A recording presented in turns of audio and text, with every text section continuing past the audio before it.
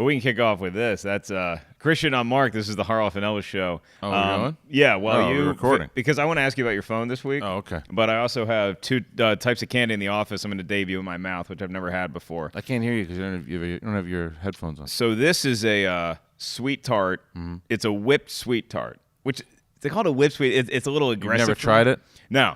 So you're going to try it on air? Yeah. And then these are so nerds. This might be awful. These are nerds. These are nerds. These are nerds. But they're chewy nerds. Yeah, I tried those. What do you think? I don't know. Which one do you like better? Well, I haven't had the stupid thing. Yeah, okay. Yeah. Which one do you want me to go with The first? stupid thing. Okay. There's a whipped sweet tart. Yeah. How is that? I like the fact kind of you a disgusting sound, though, when you chew it. Yeah, I know. I hate that sound. I also don't Can you like hear pouring. it in the can? Yeah, but I don't like pouring, which is a stupid thing. I thought you said you didn't like the sound in porn. And I'm like, yeah, that would probably turn me off. No, it's the pouring. Like, I don't know what it is. It's like, I don't like to use the word cringe, but I do when I hear pouring. Like in commercials when they're like, it's a beer commercial and you hear pouring. Oh, you don't like that? It drives me crazy. Oh, that makes my mouth actually froth for a it. beer. I don't know why, but I hate it. I know that it's a stupid thing, but it's one of the stupid things that I have.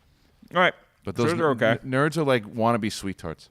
Those nerds. I like real nerds. Yeah, real nerds are like their own thing. Like I've never seen or heard of anything like a nerd. No, because when they had that yellow thing, I thought it was going to be banana because the bananas are the best ones in the nerds, and it's or cherry and banana. I always when I think of nerds, I think of grape. I didn't even know they had grape. Purple nerds. Oh yeah, I knew they had grape. That's true. I'm thinking of runts. I'm not thinking of nerds. I'm thinking of runts. Runts are the ones that are shaped like the fruit. Runts. Yeah. Nerds, the grape is the better. Runts are the banana. You know what? Now I understand why it didn't taste like banana. Why? Because they don't do that. Yellow, yeah. These are pretty interesting. It reminds me of Trix. Remember when Trix tried for like 3 months to make each one look like the fruit, and then like, fuck it, we're just gonna put a bunch of shapes in there. Trix is not bad cereal though. You can't eat that stuff. If I was gonna go one, I'd go with the nerds. You still eat cereal? No. No, because chocolate Cheerios are good. What do you mean? How do you know? Have you tried them? I have. Why are you being a dick? Because I have an opinion on chocolate Cheerios. You kind of were like... Yeah, that's how I feel about it. If I'm going to have a chocolate cereal, I'm calling my vampire friend. Yeah. And I'm saying, he's kind of Count, we're going all the way in on this. Do they make that anymore? Count Chocula has never been more popular. Style. Really? Well, I don't know if that's true. Never been more thriving. You have stats to back that up? In his 500 years of being in existence, and you're making that up. Count Chocula has never been more popular. Can I give you an update on something people care about? And I'll also say this about Count Chocula. If I'm going to have chocolate, I kind of want the marshmallow. Like, I'm not going to eat cereal without marshmallows. Well, that's why you buy those stupid things in the first place. Chocolate Cheerios, no marshmallow. No, but it's healthier for you. It's green. Yeah. Whole grain. What's your favorite kind of Cheerios? Chocolate? Yeah. I mean, if I'm going to... But I don't really eat cereal that much anymore. My daughter eats it a lot. I'm a multi-grain guy. Yeah. I think that's what the Cheerios feels healthy. That's what the Cheerios are. You ever have grape nuts? Worst cereal on the face. They're so they just break your teeth. The best tasting, but it's just hard. It's just sugar and crap. Is cinnamon toast. It tastes delicious. It makes cinnamon toast crunch is really good. Yeah. I miss Alphabets. Oh my god. And honeycomb. Those were pretty sweet. I miss Hubba Bubba soda.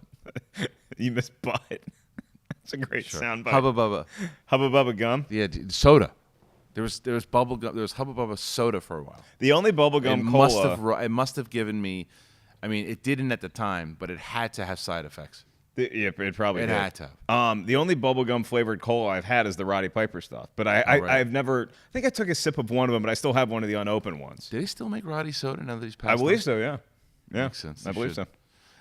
Anyway, can I give you an update on the basketball game? Yes. So I talked to Fernandez about it. He's totally so into it.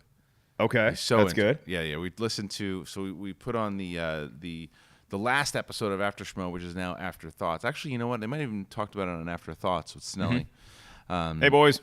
And Williams. And congrats. I was listening, and we're listening to it, and we start talking about the game, and he's like, and he starts like kind of debating who he thinks would win and everything, and then we got to put it on Collider. We'll still the whole game, so we're gonna shoot it. We're gonna do 2 cameras. Okay. We're gonna take a day. Okay. We're gonna tell the fans about it. Shoot it outdoors. Did he? Yeah, I was gonna say, did he have thoughts on playground versus court? He shot something with Rappaport a little while back on an outdoor court, and he showed me it, and I was like, it's half court. Now we want to do Half court. You will definitely want to have to kill them if they do full court. But want to do what, 2 out of 3? Or when just do one game? 2 out of 3 games to 11 by 1s and 2s. Okay. But you play best of 3, right. And the rule is like if it's JT and Snyder's ball and they shoot and they get the rebound, they can just put it right back up. Okay. But if Nost or Roca get the rebound, they have to take it out past the 3-point line. $400. For wait, what? For the game. Winner gets $400. Team gets $400. Whose cash is it? I don't know. Got to figure that part out. Yeah, I was gonna say. That's a lot of money. Yeah, but it's like $200 a person. I mean, they'll play hard. I like it because they'll play hard. It puts a lot of pressure on. Who? Oh, right. Right. But yeah, I'm confident that I can referee the hell out of that, do it fairly, non-biased. A $400 prize is a good prize. That means whoever they can get. I think it's too much. I don't. I think winner gets $100. $50 for each player? Dude, let's be honest. You could put $10,000 on the line, and the number one thing they'd be playing for is bragging rights that they won. Sure, but I mean, but it's a little extra. $400's a lot of money. Dude, you put $400 up on, they're gonna be playing hard. $400 on a playground. A lot of other things can get involved there. I would say $100. Can we split the difference and say $200? 2's fine. Because then we play $100 for each. 100 piece. Yeah. All right. That's fair. All right. That's fair. I was going for 4. Sorry, guys. Yeah. No, you don't. Cheapo McGillicuddy show over us. Cut you out. Play some basketball, and let's see if your skills are worth. What about each match that they play is worth $1,000? No.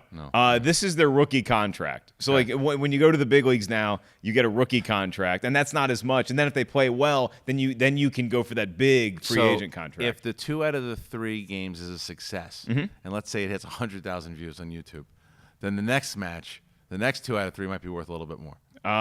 It could be, yeah. Right. It could grow, and that next match. Yeah. I mean, you're recruiting. I'm shopping for a teammate. You know. I think it should be Dorian. I could go Perry. Dorian can ball. He used to play in high school. He's not the only one. But he was good. He's not the only one. I saw you do that stupid thing that they do, the crossover thing. I don't play basketball. Yeah. So do you enjoy watching it though? Sometimes, like even if the Knicks aren't good, playoffs. So because I heard the After Smoke guys were like, well, "What about Christians playing? Now I rebound." That's what I played. I played in high school. That's it. See, here's the thing: I played baseball and I played football for a little bit, but baseball and boxing. I think you could get in shape to play and be kind of like a Bill Laimbeer, Charles Oakley type. You know, like you could be down low, you could get a lot of rebounds, you could throw some elbows, box people out. That's what I need you for. I just remembered a dream I had. I don't know where. Like I was playing basketball, and we were playing, and you were being a douche. Like because I was a dribble. Are you sure it was a dream? Yeah. Okay. I was dribbling. Okay, and every time I just take 2 steps and you take the ball away. And I'm like, I'm not doing this. This is dumb. Did you have this dream after you watched me play? No, this was before. Okay. Maybe it was. I don't remember. It's because of that fucking bubblegum soda. That Hubba Bubba. So good. You ever have pot soda? What the fuck is that? They have pot soda. Pot soda? Yeah, I've never had it. What does pot soda include? It's just got THC or CBD oil like mixed into the thing, but apparently it's pretty good. I mean, it started in Colorado. Yeah, I'm on a LaCroix kick, big time, and yeah, I can already hear we've been talking about LaCroix forever. Suck it. After. Yeah, I know. Okay. I know they're big fans. But I've been drinking it a lot. The cherry lime is the best. But what I did was everybody in my house drinks it now. My daughter's drinking it now. So what I had to do was buy a flavor that's the trick that they don't like. So that way. What's the flavor? Coconut. They won't drink it. Yeah. They won't drink it. I don't know anybody that likes coconut. I have to force myself. But I'll drink it, though. I bought 2 cases of it. Because you don't have anywhere you could hide a case of LaCroix that you like. Hide things. I'm too tired to hide things. No, come on. You got to have a couple cubby holes somewhere. Do you hear about the kind of funny guys? What do they do? Nick Scarpino and them up in San Fran. They won a contest with LaCroix. Oh, really? And so LaCroix gave him like 800, like literally 800 cases. 800 cases. So now like if you can find where they broadcast because the roof is literally a bunch of LaCroix. Cans that they haven't somebody tweeted Nick Scarpino and tell him to next time he's here to bring me a case of LaCroix. Yeah, you should come on the show and he can bring you a few cases of LaCroix. I mean, they are hooked up. Makuga was on that show. Did he fly to San Francisco? Must have. Yeah, I did it like a couple months ago. You flew to San Francisco? Yeah. Oh yeah, because no, I jogged. You jogged. You walked. What do you mean? Yeah, you fly to San Francisco. I drove there for Last Comic Standing with Brett Sheridan. Ever tell you that story? Yeah. I had just gone up after Rogan. at the Comedy Stores. Like, it was 12 a.m. and I actually had a really good set. Sure. Because sometimes Joe go up for this was back in the day, so he went up for like an hour and like 20 minutes. At like 10:45 and gets off at like midnight. Right. But I was just in that mood. And he gives good introductions. He's not just like drops the mic and leave. He'll be like this next guy, really funny young comic. He was good. But I got up there, and I remember saying I wasn't in that kind of mood of like, man, he just did like 120, and the crowd's gonna be exhausted now. I wasn't in that kind of mood. I was in the mood of just like, let's punch him. And I punched him, and then I got on the road and drove with Sheridan to San Francisco. Yeah, it's a tough drive at night. Super tough. I had points at a Marriott, so we stayed in a Marriott and slept for 2 hours, and then went to the audition. Oh yeah, because the auditions were in the morning, and then if you got called back, Barry Katz had hooked it up. Yeah. So did you get called back for the night show? No, not that. I was exhausted from the drive. It was terrible. Because you went in there in the morning. I never did it, but you went in there in the morning and you audition. You do like 30 seconds or a minute in front of two people in a crowd in a club that seats about 500 with nobody there. Two people, just the two people judging, and then they say you can come back, you can't come back, and it's a little bit of a wash because, as with all reality TV, it's. Most of that night's showcase has already been cast or called in favors or stuff like that. They want to book the card. They're mainly looking for maybe 3 people. They say there's 15 spots. They're maybe looking for 3 people. And that was, I think, like season 2 or season 3 or something. Did Brett audition too? He did. That's why he came up. Because so what happened was, Brett might have told the story. I think Brett told us on Beardo's show. It was the way they used to do it is they used to line up at like the Improv on like Melrose, and you'd line around the block. Yeah. So all these comics are lined up for a bit. It looks good in the shot, Yeah, and everyone's lined up, and I'm sitting there, and I was lined up, and Brett and I are sitting there for like an hour, and this is a stupid move on me. I say to him, I go, I should just call Barry Katz, who was the producer of the show. Right. And Brett's like, why didn't you do that already? And I'm like, and that's when I'm like, yeah, probably should have done that. Yeah, probably should have done that. Yeah. So. We waited on the line for a bit. And then it was like by the time we got there, we waited. It was closed up, and then I called Barry Katz, and Barry's like, "Yeah, I'll get you. We'll get you guys in at the San Francisco one. You don't have to wait on the line. Just drive if you can drive there." Right. So I drove, and we slept for 2 hours. We got there. We didn't have to wait on any line because there was another one of those lines. But I called Barry. Barry got us, walked us in, and then I shit the audition, and I walked out, and I walk out, and Brett always tells a story. Brett's like, how'd it go? Like, looking for this encouragement. And I look at him, I go, and then he had to go in? And then he was like, shaking. And it was just, it wasn't great.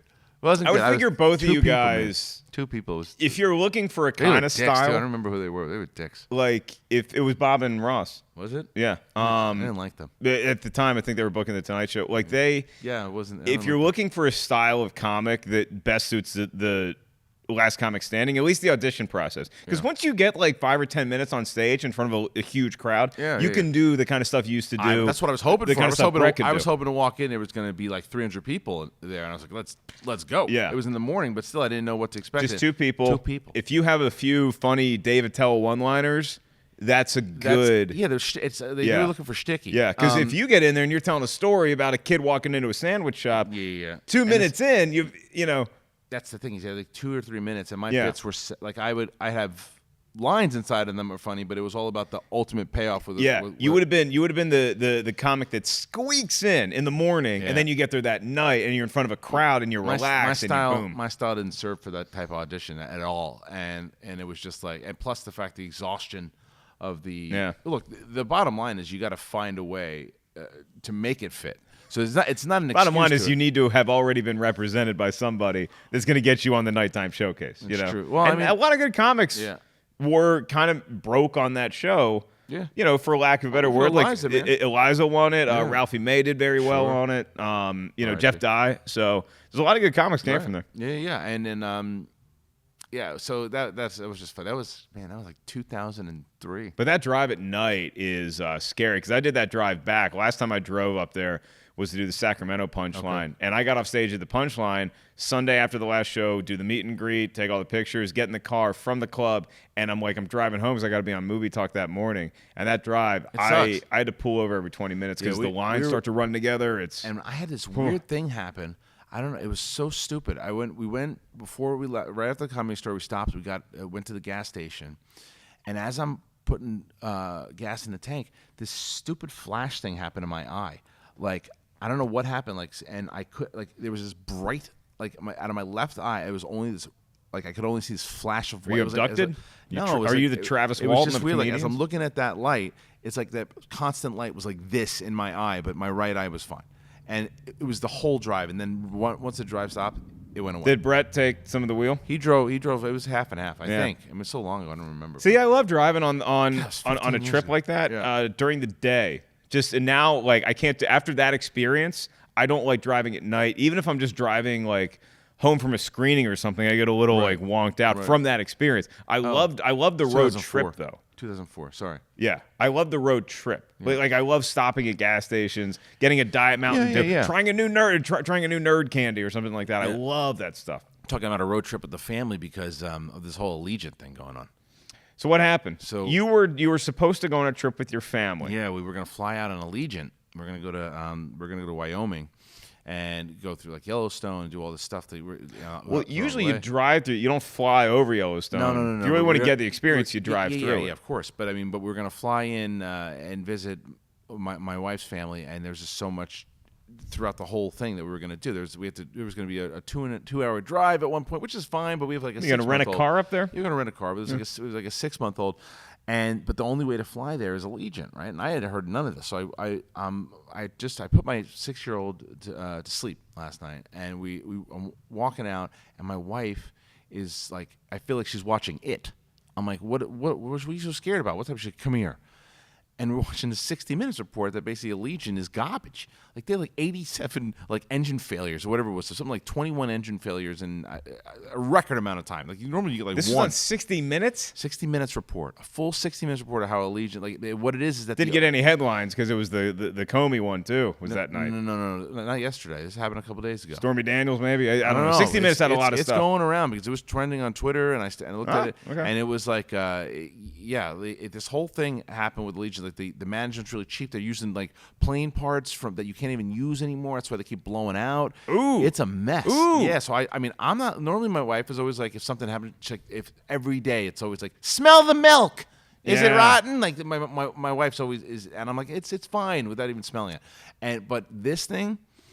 I was like, I don't know. It's scary when you see those reports because it's kind of is it like the nextdoor.com situation when if you check to see the crime that's happening in your area, if you live in a big city, you're gonna get weirded out with all the stuff that's happening. Sure. But with airlines smoking in the cabinet that kept happening. Yeah. The one thing that really was the thing was I guess it was a couple of years ago that there was smoke in the cabinet and the airline you could hear they played the audio of the pilot and he's like we're coming in for emergency landing somewhere in Florida I think and he's like he's like okay I'm going to evacuate the cabinet.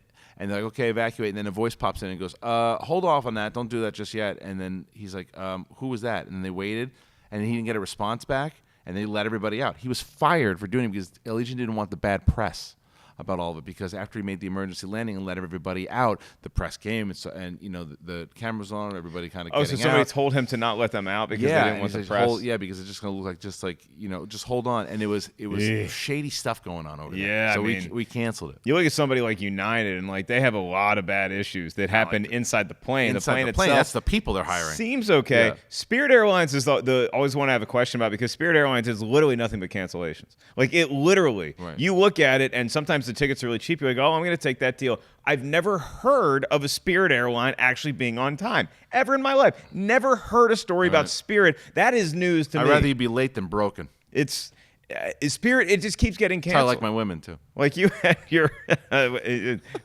Does your wife watch this show? Better late. How I used to like my women. Better late than broken. You got to preface it. It's a funny bit. It was, but you just talked a story about how you and your wife are looking at this. Right. Hey, she's listening. Hey, heads up to my broken lady at home. Because you had that one experience with American and you went apeshit on Twitter. But American is I have my miles with American. I've had a very good experience with American. Yeah. Alaska Airlines is a good one. American's the one that I hate, right? I hate it. Is that the one? You got to get over that. It was twice. I don't care about it. It's a bad day. Dude, it happened like 2 or 3 times. It was a bad couple of days. Yeah, it was not so. Good. And I guess knock on wood for me. Yeah. But yeah, I mean, your JetBlue. Your JetBlues are great. Your Virgins. Yeah. How I like my women. See, there you go. That's what I'm talking about. You got to take it. Set me up. You got to take it. That's what I mean. Anyway, you watch anything? You tell me you were watching that Paterno thing. Was it good? No. I was hoping it was going to be good because the Wizard of Lies, it was really good. Wizard of Lies was really good with De Niro's Bernie Madoff, and Pacino as Paterno looks exactly like Paterno. He does a good job acting. You can still hear the Pacino in there. But my problem with the movie is that nothing really gets accomplished in the movie. It's do they go over the whole Sandusky? They do, but they show what happened, and it's almost like you're a fly on the wall, but it never. Like you don't learn anything new or insightful, or there's not that groundbreaking moment. It's just pretty much Paterno's family very, very gingerly trying to coax him into just reading this report. But you never ever find out any new information, like how much, if Paterno knew more than we knew. There's no facts. Yeah, there's nothing new. And there was a very interesting subplot in there about the reporter who was a local reporter who actually kind of broke this thing. And that's just kind of off to the side because they want to focus on the Paternos. But the Paterno thing, it's just so repetitive. It's the same thing over and over and over again. So it just kind of felt that's how you win. I felt like a publicity stunt for HBO. Like, hey, we got Pacino's Paterno. We got to make this movie. Right. Although there wasn't really anything... Did he give a speech? Yeah, gotta give one of his speeches. Right? No, he didn't give a speech. No. This is him. Oh, the whole movie is, Dad, we gotta. I got Indiana to prepare for. Right. That's the movie. Come on. So it would have been, I just. Give me a glass of LaCroix. Coke. All right. Yeah. I just think I think from now on, instead of doing dueling movies like that, HBO should just have. They should have done the Bernie Madoff movie where they should have made one with Paterno or one with Pacino, and one with De Niro. As and Paterno, just go back and forth. Or have them in the same movie, but have them take turns playing the same role per scene. It's like one scene you get Madoff with Pacino. You're not Madoff. You mean the Paterno? No. I mean, I want them playing the same. I'm gonna rip you off. Yeah. What you got? Yeah. Come here. You got to make an investment. And then you cut. Did it. Yeah. What are you gonna do? That's the move. That's good. It's a bad move. I didn't do it. Did not do it. There's a picture online of Ross Marquand, our buddy from The Walking Dead. Or was it you? Was at a convention. No, it was him because I would remember this. He was at a convention, and I don't know where this picture came from. Who brings him to Utah? Give me 2 meatball subs, but Gary Busey. Gary Busey's just handing him a bag, and it was his picture on Twitter that Ross retweeted, and he's like, one of my favorite actors brought me 2 meatball subs. I don't know what to... I'm a big fan of The Walking Dead. I am Walking Dead. Yeah, he didn't look good. I mean... He is a monster. Remember that time we saw Jeff Conaway at the convention? Oh, and then 2 days later he passed away. Kind of like... Yeah. It looks like he's going out? I mean, I caught the original Point Break on TV the other day, as I am wont to do. Yeah. Gary Busey is great in that movie. Yeah. He was great. Dude, he was great in Lethal Weapon, though. Can you remember? Yeah. What do you mean? Yeah, he was fantastic. You remember his name? Oh, 5. What's his name? Mr. Joshua. Yeah, no, I wouldn't have gotten that. I got that question in Schmodown, and the question was, I think, who played the villain, Mr. Joshua? And I was thinking, I knew Busey was. No, I got it right because I knew Busey was in there. Yeah. I remember him as Mr. Joshua. I know he was Buddy Holly, and I know he was great in Point Break as Detective Pappas. Buddy Holly was the one that he really kind of broke out. That was the big star role for sure. Yeah. So anyway, you know what? I know you don't like the entertainment of wrestling, but did you happen to watch the Andre the Giant doc? Because apparently it was fantastic. No. I heard it was great. But I heard it was really good, and I'm a big fan of Bill Simmons. So don't touch my phone. No, I'm just making sure I have this in my hand. No, but I heard it was really good. You watched the whole thing? No, I haven't watched it yet. I heard that there's like a 10-minute segment about Andre's farts. Oh, that makes sense. Apparently, his farts he could power up on airplanes. Legendary. Yeah, you could see him. I mean, well, of course they're legendary. The guy was like 7 feet tall. He had to drink so much in order to get drunk. But his farts probably powered up jets. Yeah, I mean, probably, yeah. Look out! Could have used them. He also was famous rivals with your boy, Macho Man Savage. I heard that, too. I heard that. Randy would walk in and I gotta talk to Andre. Yeah, and then he'd walk in and be like, what do you think, brother? Should we go over this and just get the hell out of there? Why did you hate him so much? I don't know. I gotta watch it. I really gotta check into it. But I mean, Hogan had a big angle there, and I think that he hated Big John Studd also. I think after Big John Studd and him fought at WrestleMania, which is one of the big matches, they had Big John Studd ran out of the arena, and he was like, "Where are you going?" He's like, "Andre's gonna kill me." It's like if somebody that big doesn't like you, you better look out. If somebody that big doesn't like you, you should be nervous. If it's somebody that big and that athletic, because Andre the Giant was athletic for a while. Yeah, and then he just his body just started going. I mean, but it's same thing with you look at early, especially early Shaq. Like early Shaq, the way early Shaq moved is incredible. You would have thought it wasn't human because how could someone that big move that fast? Yeah, for sure. And that's how powerful both of those guys were. I mean, Andre the Giant just looked thicker even than Shaq though. When you look at him in the beginning, because he had gigantitis or the actual thing. Shaq's just a big human being, but Andre had that thing. It was what killed him. I mean, it was right. Plus all the drinking and everything too. But he was, I think he was only 44 or something when he died. Yeah. I mean, but to him, it was years of agony. I remember hearing about him when he, towards the end of his career, he would walk into the ring. He was just hurting all the time. And it's kind of like the wrestler story. But more so. But way more than just Randy the Ram, because the difference is those guys, wrestlers in general, beating up your bodies that much, you pay a toll. But when you're that big, think about all the weight that's being pushed on your legs. Being that tall in general. Yeah, that tall, but with all that weight on it, and then getting slammed all the time and hit with stuff. But you still just want to be in the ring. Right. But I just think he was tortured. I think he was just tortured because he's so big, and people would pick fights with him and stuff to say that they picked on a giant, and then, so that was a tough one, man. He was like a spectacle. That dude was a spectacle. So I mean, everybody, even if you didn't watch wrestling, you knew who Andre the Giant was. No, I mean, not growing up watching wrestling at all. Knew of him, right? And Hogan. Knew of Hulk Hogan, right? And I knew Randy Macho Man was the Slim Jim guy. Right. Well, that was much later on. Because Macho Man popped for wrestling fans, really in the late '80s, and when he took the championship. Once they transferred, because Bruno Sammartino, who was the longest champion, he just passed away. Just passed away today. He was one of the longest champions of all time, and I still believe he still might be. But Hogan holding it for 4 years was unheard of, and then he went mainstream. What was his name? Oh, Hulk Hogan. Yeah. For 4 years, and then said Hogan. I was just the Hogan family. But Hogan lost it to Andre in this kind of whole wrestling drama angle. And then they put it up at a tournament, and then Savage kind of won it. Savage was the first real champion after Hogan. Oh, no, I had it for so long. No, I had friends in high school and stuff, and they started really getting into Diamond Dallas Page, and Stone Cold, and The Rock, and stuff like that. But just never took to it. Yeah, that's right. No, I think you know what it was though, and I know why. I mean, I think I know why, because a lot of people. I had this conversation with somebody who's very similar like yourself. It's because when we were growing up, they sold it. They sold it as a sport. And so when you clearly know it's not a sport, you're like, come on.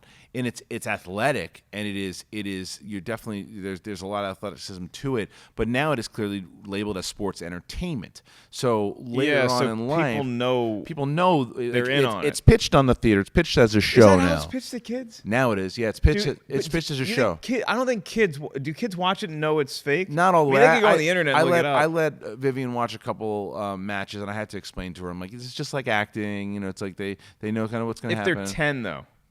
Because my theory on kids in general is that they just become wiser, that they have less time to actually be kids. Yeah. Kids know there's no Santa Claus a lot quicker than we did.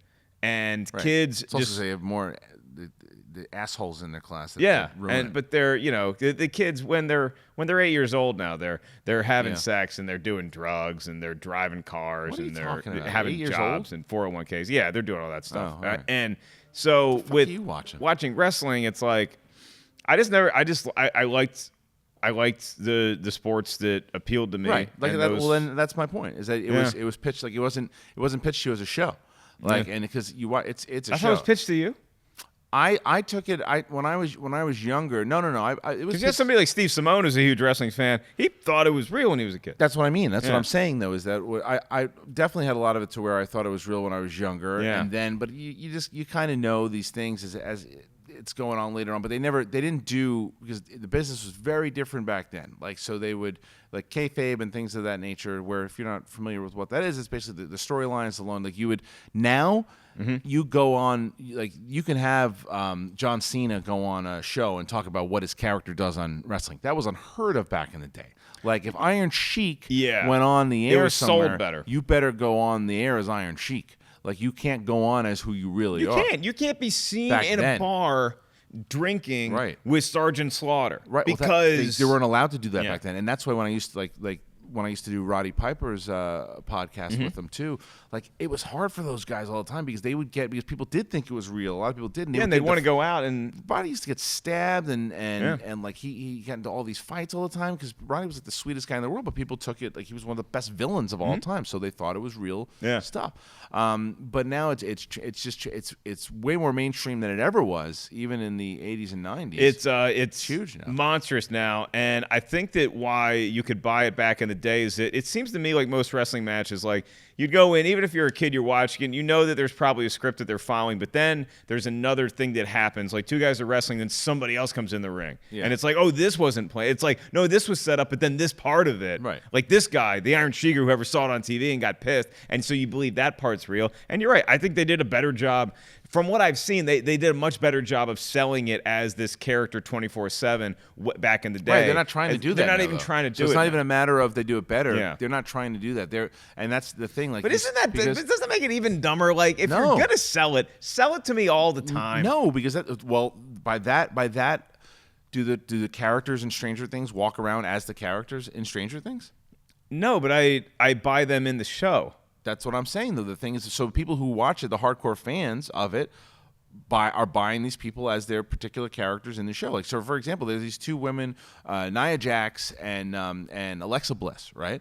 And they are rivals now. They're like the best of friends outside. But if I go see an event that's like a Stranger Things panel, they come out and I know they're the actors. It's not like they're doing like a live show where they get sucked into the upside down. And that's a different thing. That's what the show is. Like when the cameras are on and there's a live audience there watching, like a live audience taping, as everyone else on TV is watching, it's the characters. Yeah, I'm telling you, I guarantee you is because you don't have to sell me on the appeal. I am going to get you to go. I'm going to get you to go one night too. I think it should be a fun thing to talk about on the show afterwards, just to go and have your experience. Like if you go and to see it, like going into it knowing what it is. You think I'm dumber than I am. Not at all. As far as it comes to how to put on a good show like that. No, I've been to a lot of rock concerts. I know you think that it would. I know how to have a good opening number. Yeah. I know how to just like, holy shit, this is happening. Right. I'm not like all the lights go down and then burn. I know how to do that. I'm not saying that you wouldn't think it was a good show. I know that you'd appreciate the spectacle of it. I'm just saying it's different when you're there because like before this year, I think last year we went to one, but I hadn't gone to a wrestling match again, Roddy had gotten us tickets with Steve Simone for SummerSlam, and I wasn't into it at all because I was still, and I talked about this on Wade Keller's podcast. I was still a little, I think, bitter and didn't want to admit it. Yeah, that I didn't last longer for the writing job. Good run, 9 months, right? Yeah, like 2. Okay. But even so, it was like after that I never watched it again. Yeah, and I stopped. But the Schmodown was what brought me back into watching it. And you watch this event, you watch the events, and like I get it. Like there's certainly last night I watched one of the shows, and there was some stupid shit that they did. I have my issues with it for sure, but the live event, watching what they do and the spectacle and how they put it together, I would like to take you once. You know what it's going to take. What? It's not going to be a tough sell. What? Just something has to happen for that to pass. A wrestler has to come to prominence. Playing Van Halen, and they need an intro song. Yeah, that's going to get me. Well, that's how. jacked. That's also how they make their money, though. Is that they have all their original music. That's the thing. It's like all the lights go down, and then you hear like, oh no, a wrestler's coming out, and then I want to hear "Running with the Devil" or "Welcome to the Jungle," not Nickelback. So let's see. You'll recognize this song, okay? Because you'll know it from stuff that we did in the past.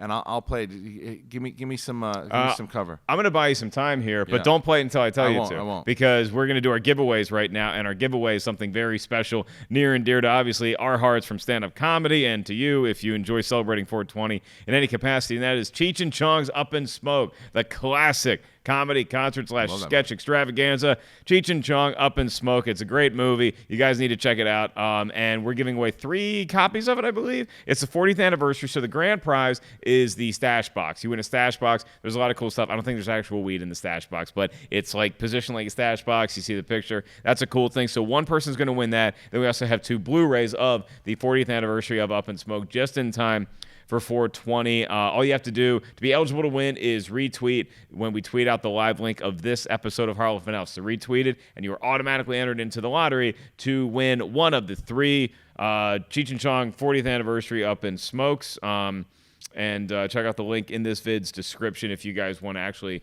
pick up the stash box if you didn't win it. So links in this vid's description. Retweet it. Christian, hit my theme music. You'll recognize this. I think you'll recognize this. I hope you recognize this.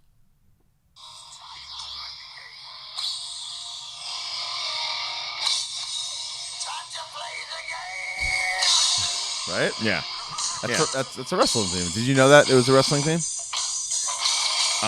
Yeah, I think I did. It was because we always use this for the game. Yeah. I remember that. But it's Triple H. Triple H basically runs the WWE now. Okay, yeah. So they do that have is Motorhead, isn't it? Yeah, it's Motorhead. Yeah, that's what I'm saying. Is that that's not an original song that fucking Triple H wrote? Yeah, it was.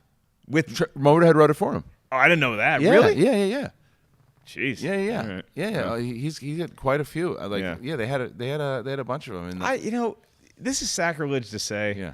I never got into Motorhead because the Motorhead the musicianship is great. I just never got into that level of like Lemmy growling stuff. Yeah, I appreciate Lemmy and what I liked he it meant for that. to metal, but that just goes back to my I've always responded more to music in entertainment stuff, and then I like the music more. Like that's always how I've been.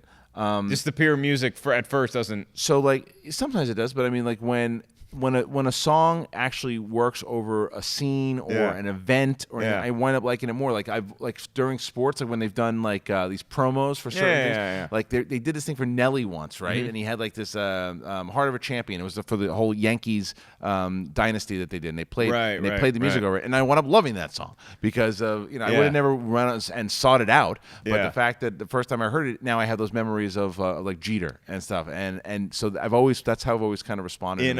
In the 90s, ESPN2 had this big ad campaign for women's college basketball, and they played "Ain't Talking About Love" over it, and it is awesome. Right. And now Pearl Jam every year when they play, I think it's the Hartford Civic Center, they go up there, and because ESPN's right there, and because the UConn women team is right there, they cover "Ain't Talking About Love" that's cool. up there. So one time I did see Lemmy, and I'll just tell you this quickly in person. It was at the Whiskey A Go Go. Steve Simone and I were there to see a Van Halen cover band called the Atomic Punks, and we're just rocking out, and it's great. We look over the bar, and Lemmy is there, and Lemmy. The guy looked like the resurrected ghost of a dead pirate. Like it was so funny to me. I mean, he was the coolest dude. Yeah. And I take nothing away from him. It's just like not my style. Right. But Cops are a bit. He had a beer and he was talking to one of his buddies, just like, and I didn't want to bother him, but like people walk up to him like, "Hey, Lemmy," and he's just like, giving the high and like with toast people. He used to just be at the Roxy during the day playing a Video Hunt. He'd just be drinking beers, playing Video Hunt, and he would take a picture with you. But if you interrupted him while he's actually in the time for hunting video shit, he would like yell at you and like fight you. Really? Yeah, that's pretty awesome. Pretty cool. I think that's cool. And what also is pretty cool is the fact that we're doing. We finally were able to announce the live event.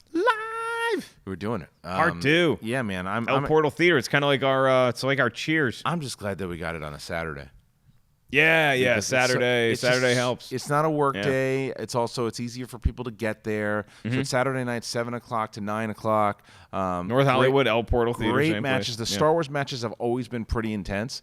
When we did it, the Star Wars match, any Star Wars match we did, whether it was Campia and Ken versus Freddie and Sam, that was an intense. The match. one we did at Star Wars Celebration. Star Wars Celebration match and then was intense. Ken versus Whitworth. Sam's probably one of the best matches of all time. I still say that's the best match. It's pretty certainly good. The best match that I've ever called, and I think the best Schmodown match I've ever seen. It's hard to dispute it. Went down to literally to the wire, and I couldn't believe it. It was great. But anyway, so Ken Knapsack will be back at it again with his Force Center partner Joseph Scrimshaw, But he's going against Scrimshaw. Yeah. Joseph Scrimshaw is an underrated personality in general. That dude is funny. He's a funny. Oh, he's a great comic. Yeah. But I mean, just his kind of dry wit, but he's also very smart in Star Wars. And then Alex Damon, who I think was really the standout of that Fatal Five. I have him as the favorite going in, even though I saw what Ken did. Yeah. But I think that Alex Damon. If I'm in Vegas right now, I'm betting on him. See, I still got Ken, but Ken's got to get those quotes down. The movie quotes killed him.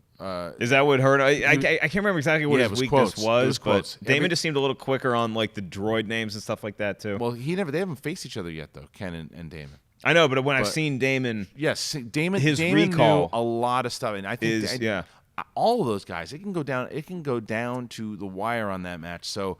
The three of those guys go at it. The winner will play Sam Witwer. This is not an Iron Man, though. This is not an Iron Man. This is a regular 3-round. Because I don't know if I can call. I can do an Iron Man like once a year. No. It's a regular 3-round match. Yeah, then the winner plays Sam Witwer. The championship, possibly at the Collider Collision. We're trying to figure that out. That's a big ticket item right there. Big one. But when is the Collider Collision? It's going to air in July. We haven't announced when in July, but it airs in July. Okay. And then the main event, which is the Shire Wolves, who Clark Wolf and Rachel Cushing, with one match, have become like one of the most popular teams. And it makes sense. They're both really popular. Clark Wolf has been doing this for a very long time. And she's competing, against Kalinowski, herself soon. Yeah, I mean, Clark and Rachel obviously proved themselves on their own. And then the fact that they can team up. And sometimes a super team doesn't always work. Right. But with this one, it does. But they're going up against more of a pure team up from before the Schmodown with Team Action. Yeah, and Team Action, so because we had announced that the Shire Wolves were going to be in it, and because they're draws and people want to see them, and then Action posted this video because Andrew Guy is back now. And is he officially back? He's allowed back? Yeah, we'll talk about that in a second because I want to talk to you about that Arizona party. It was amazing. Yeah. So Andrew Guy and Ben, they posted this video, and they challenged the Shire Wolves. The Shire Wolves accepted like that on Twitter, and now we've got ourselves a main event. And so those guys, you think that the boos were loud in that audience when JTE walked out? Oh, man. That place is going to be deafening. I think they would get booed anyway. They would. They got booed when we announced them at the last one. But I think that they get even more. Because, like, JT versus Roca, it's like, you want to boo the Patriots, but Roca doesn't swing as many votes as I think the Shire Wolves do, because everybody's going to be cheering for the Shire Wolves anyway. Everybody's going to be. But I mean, to be fair to Roca, that crowd was all about Roca. That live. They were very excited to see him. I don't take anything away from him. Yeah. But somebody who comes from the Outlaw, who has been booed in the past, right? Shire Wolves ain't never been booed, ain't never gonna be booed. No. So the fact that they're there, yeah. I mean, I Clark's that, but the Shire Wolves, like, They are the team of purity and light. Yeah, and I think especially when you pit them against. And I get messages from women all the time about how much they love the Shire Wolves and how they look up to the Shire Wolves. And probably how much they hate Team Action. And how much they hate Team Action. But I think the Shire Wolves are, going to bring out the ladies. I think the fact that because there's there's so many women that look up to them. And I mean, you look at what Clark in general. Team Action ain't bringing any ladies to that event. No, but Clark in general was like the first it's not fair to say to Great Drake and Alicia Malone and Katie and Bonnie, but I mean, as far as the first like real big star that we've had in Schmodown that was a female. I mean, she's been this close twice to having a belt. So I think that this could be a huge step for her and for the Shire Wolves getting towards that belt. That if they can get past Team Action. Just imagine the boos versus the cheers. It's going to be very loud. If they ever play Team Patriots. Well, we'll see. I mean, those guys have to play above the line, so we'll see what happens there. But anyway, that goes down June 2nd, 7 p.m. to 9 p.m. You can get your tickets now, and we got our own site. Now, last time I know it was a little confusing people with the full screen. It's fullscreen.net/TV. You're not going to worry about that. It's schmodownlive.com, schmodownlive.com.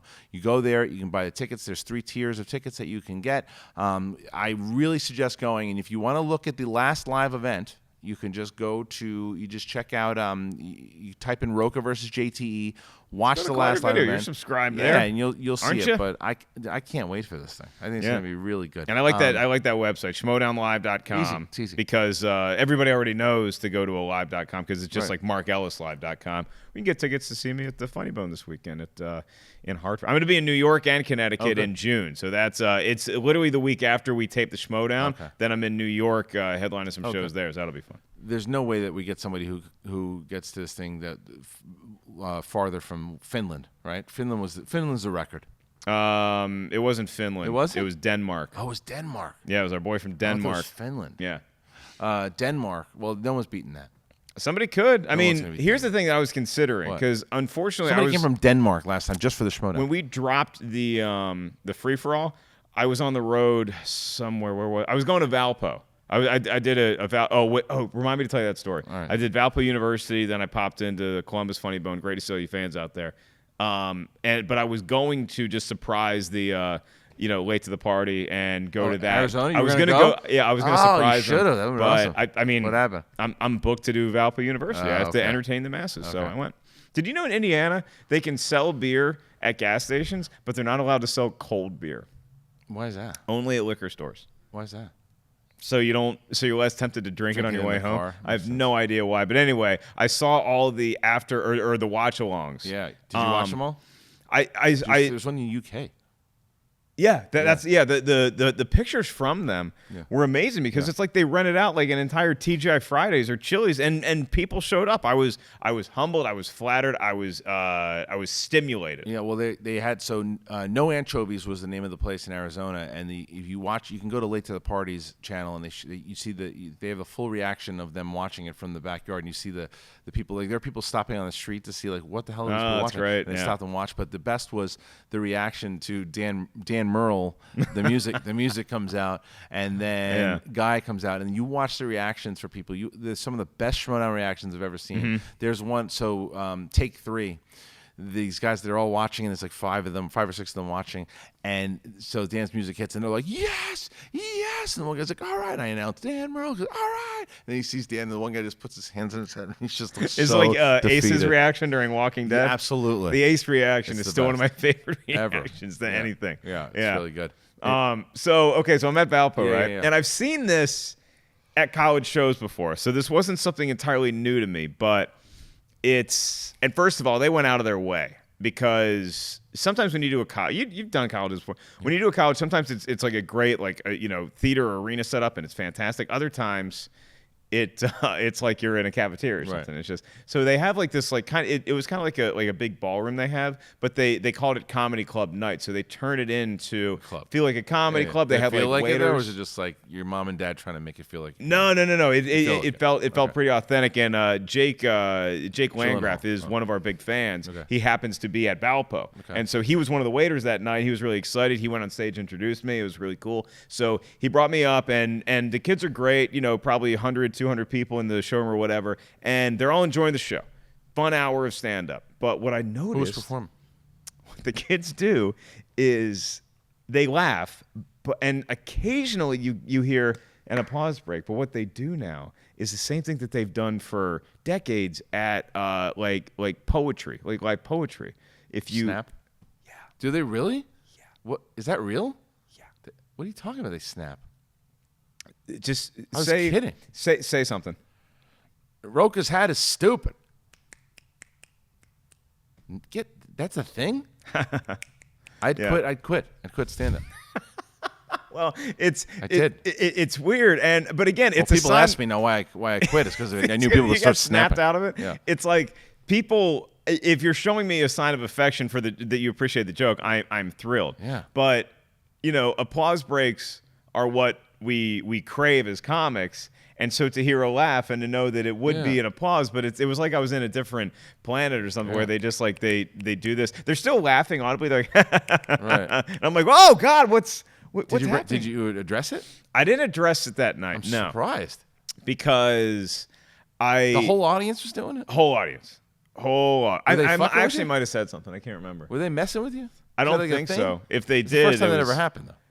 No, I've seen it at colleges before. But yeah, what is that? Never to this level. I hate that. But yeah, it was weird, and I think that like it's a college thing, and they'll get through it, and then they'll go to comedy clubs, and like adults, laugh and. But because you don't like as a comic, you write jokes, and you're like, man, I hope that joke is so good. I think it puts too much pressure on the audience. I think like, what if you're drinking and then like and you forget to do it? Like, oh, I didn't do my stupid thing. Yeah, well, it's something that's supposed to be natural. Like you laugh and you can't help slapping your knee, or then you clap because you appreciate it, or snapping. Snapping is based. It hasn't taken place of the laugh, but it's taken place of the applause. And I think for poems, it's like you want it to feel like a nice, quiet. Library, I'm horrified by the story. Beatnik weed kind of environment, just like this. But with stand-up, you want it to feel a little rock and roll and a little raucous. It does not feel raucous. They're snapping. It feels like I'm in a library. It was snaps of approval. Do you ever play snaps? I never got that. I never. My buddy Scott Herman in college. I couldn't snap my fingers when I was a kid. Yeah, but he would do the thing, and then you start snapping, and they'd be like, "Pelican brief." Yeah. I'm like, fuck are they doing? They would do these snaps, and like people would guess. You gotta give me more information than that. They'd be playing games almost like charades, but they would do snaps, right? So they would start like snapping their fingers. Like in Morse code? Yeah, kind of. And so it'd be boom, boom, boom, boom, boom. Pretty Woman. I'm like, and I just was not. I just didn't care how they would do it. I think it's like a weird thing that two of your buddies had. No. Snaps is a thing. It's a thing. I've heard of snaps, but like you can't. I'm telling you, it's a thing. And I don't like it. So anyway. Okay, I'm gonna do one. I'm gonna do one. Well, yeah, I'm not gonna guess. And you try to guess it. No, I'm not gonna guess. I never guessed back then. I'm not gonna guess now. What movie is this? Inception.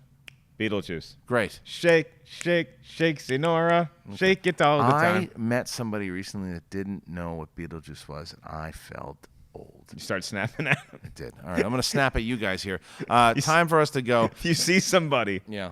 And you're not sure if you trust him or not, just snap at him.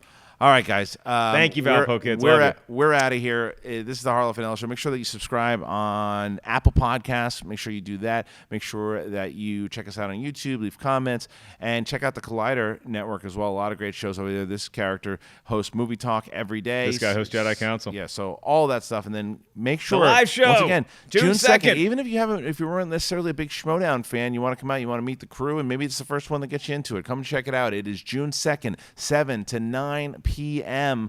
Come test yourself, bring some friends, and we'll see you at the El Portal Theater on June 2nd. Thanks.